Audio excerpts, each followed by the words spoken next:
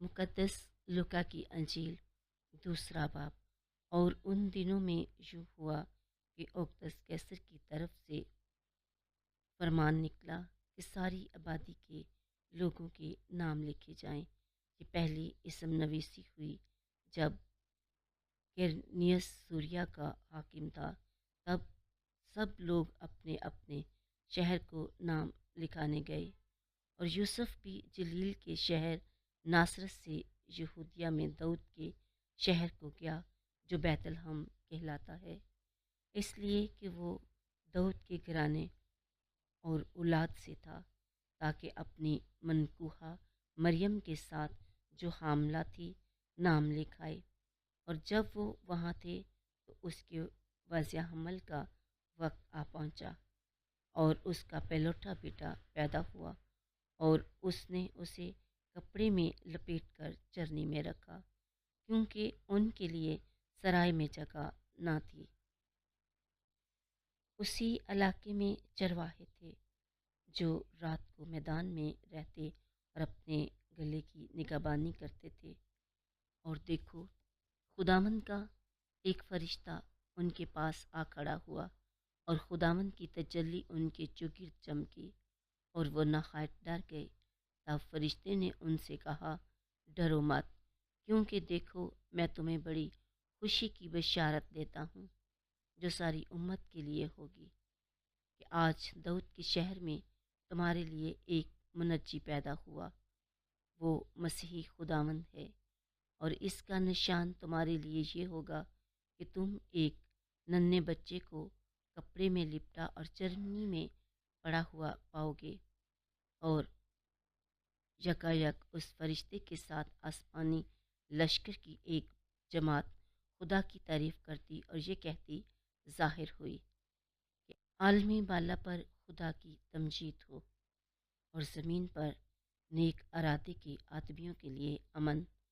और जब फरिश्ते उनके पास से आसमान पर चले गए तो चरवाहों ने आपस में कहा कि आओ हम बैतलहम को जाएं और इस बात को देखें जो हुई है और जिसकी खुदावंद ने हमें खबर दी है।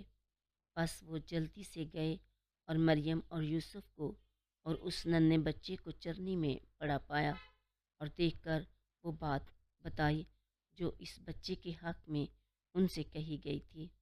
और सब सुनने वालों ने उन बातों पर तज्जब किया जो चरवाहों ने उनसे कहीं। पर मरियम इन सब बातों को हिफज करके उन पर अपने दिल में गौर करती रही। और चरवाहे उन सब बातों के लिए खुदा की तमजीद और हमद करते हुए लौट गए, जो उन्होंने वैसे ही सुनी और देखी जैसा उनसे कहा गया था। और जब उसके खतना कराने के लिए 8 दिन पूरे हो गए तो उसका नाम यस्सु रखा गया, जो फरिश्ते ने उसके रहम में पड़ने से पहले रखा था। और जब मूसा की शरीयत के मौफिक उनके तहारत के दिन पूरे हो गए तो वो उसे यरूशलेम में लाए, ताकि उसे खुदावंद के आगे हाजिर करें, जैसा कि खुदावंद की शरीयत में लिखा है कि हर एक पहलौठा बच्चा खुदावंद के लिए मखसूस ठहरेगा। और ज़बीहा लाएं, यानी कमरियों का एक जोड़ा या कबूतर के 2 बच्चे, जैसा खुदावंद की शरीयत में लिखा है। और देखो, यरूशलेम में शमाउन नामी एक आदमी था, और वो रास्तबाज और दीनदार और इसराइल की तसल्ली का मुंतज़िर था, और रूल कुद्दस उस पर था। उसे रूल कुद्दस से आगाही हुई थी कि जब तक तो खुदावंद के ममसूह को ना देख ले, मौत को ना देखेगा।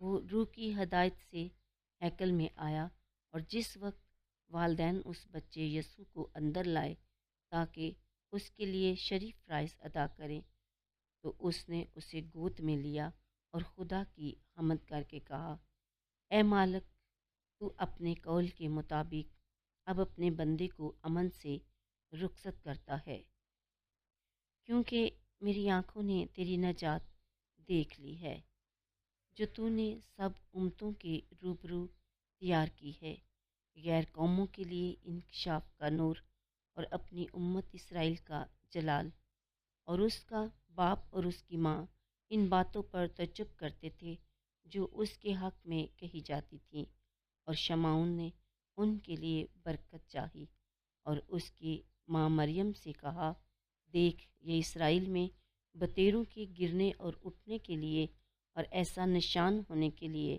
مقرر کیا گیا ہے جس کے خلاف کہا جائے، اور تیری اپنی جان کے اندر سے تلوار گزر جائے گی تاکہ بہت سے دلوں کے خیال کھل جائیں۔